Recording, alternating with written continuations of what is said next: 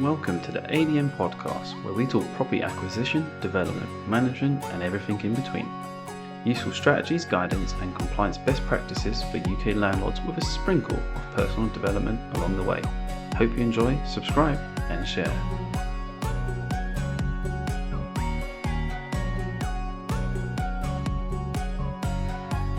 Hello and welcome, guys. So, this is going to be a super quick episode. I may not even publish this as a podcast. I'm more thinking just to turn it into small pieces of useful content. So if it doesn't get published, that's the reason why. Today we're going to talk about GDPR compliance and why that's important for landlords. So yeah, pretty dry topic, as you can imagine. But I'm going to rattle through it as quick as I can. I mean, the main highlight to kind of jump straight into it really is there are expectations of you from a GDPR and data perspective. And ultimately, as with any compliance requirement or regulatory requirement, they're only going to become more demanding and more on your neck if you are not following these things. So let's try and rattle through the things that you need to be considering, and ultimately, as best as I can, having gone through this process a few times, to kind of paint a picture of the sorts of tips and tricks that you can implement to make sure you are compliant. So the first thing to say is, why is it important? Why is there a mandate on being compliant as a landlord? Normally, it just refers to the information that we capture. So as part of managing our tenants, as part of managing our properties, we are capturing information and processing it. And as part of GDPR compliance, there are certain commitments that we need to follow in terms of doing that in a compliant way. I guess. Now, ultimately, it kind of, for me at least, has boiled down to make it really simple into two core artifacts, two core outputs, if you like, as a landlord. So the first is to do a data audit. So the purpose of the data audit is to paint a picture of your a point in time, a snapshot of the sorts of information you're collecting, how you handle it, if you share it, and if you source it from any external party. So these are the sorts of questions you'll be asked. Are you capturing date of birth? Are you capturing telephone numbers? Are you storing bank information from tenants? So all of these, the sorts of stuff that you kind of may take for granted, and you might just store on WhatsApp or your Outlook, OneDrive. Are you are you really storing personal information that potentially, if you were to be hacked or leave information, worst case, if you've got paper copies of stuff and you just leave stuff out, what information are you storing? And really, it's just to get to, and it's a sensible policy, really, is to make sure you reflect as a landlord how best should you be protecting that data and information that you store on tenants. Now, in the most part, I do everything digitally, and I definitely recommend you do. That definitely can add some additional security aspects versus paper copies of everything hanging around. But even then, there are just more than anything, actually, it opened my eyes to the scope of information I was capturing on a person, on my tenants, and in some scenario, you capturing this information on tenants, or people that don't even turn out to be your tenants. They can go all the way up to the tenancy agreement stage, submit a load of information to you, and you might reject them because they've not passed their references, or they might find another room, and so on and so forth. And that information you are still storing.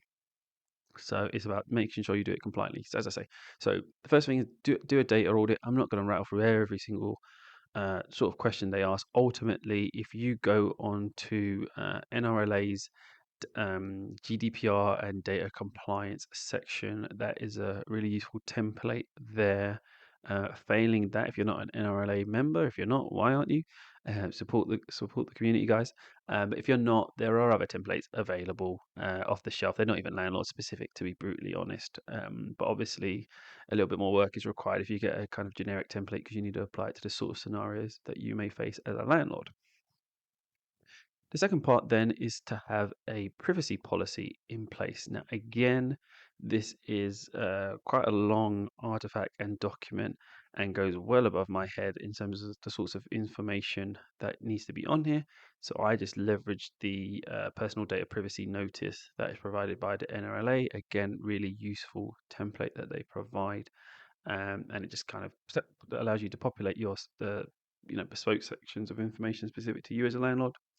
Um, Now, ultimately, this personal data privacy notice should be provided to tenants, and it showcases that you are compliant, showcases that you, more than anything, take into consideration their data and treatment of it. And I share that as part of my tenancy agreement when I first interact with, as part of my data capture agreement when I first interact with potential tenants. So even prior to a tenancy agreement getting processed. I try and say that, all those P's.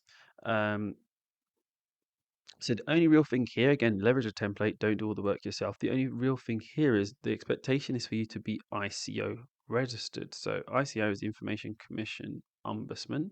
Um, Again, what their role is to do is to kind of drive the standards around information, all things information, and without really boiling the ocean on it. Long story short, go onto their website, become a member. If you are holding data, there is, like as I say, a mandate. It's a requirement for you to be ICO registered anyway, so make sure you are. Hey guys, just want to jump in here. Small amendment. So ICO stands for Information Commission Office, not Ombudsman. Very close, but just in case you do end up Googling the wrong thing, it's ICO Information Commission Office, and it's a UK website. So the other thing to clear up is the price. So sole trader or limited company, it's more dependent on the size of your entity, if you like. So whether you're a sole trader or a business, and either here or there, they'll ask you some qualification questions. Primarily, it's to do with maybe how many staff you have and turnover and the scale and complexity of your business. So if you're at the lower end, it's as cheap as £40 a year.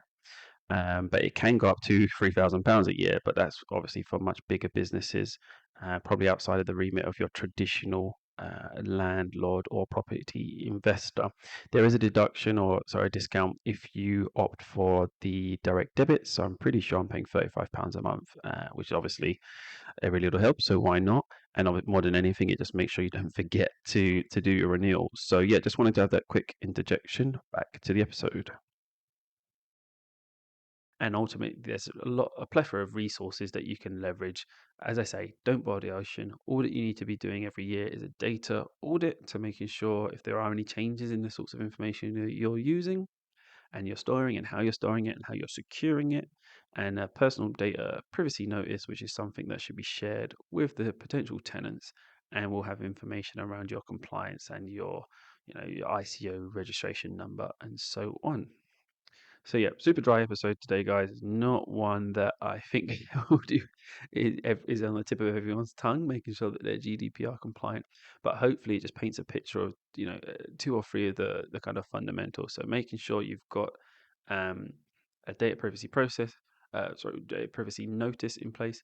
Make sure you've got your data audit process in place, and make sure you're ICO registered. So hopefully that's useful.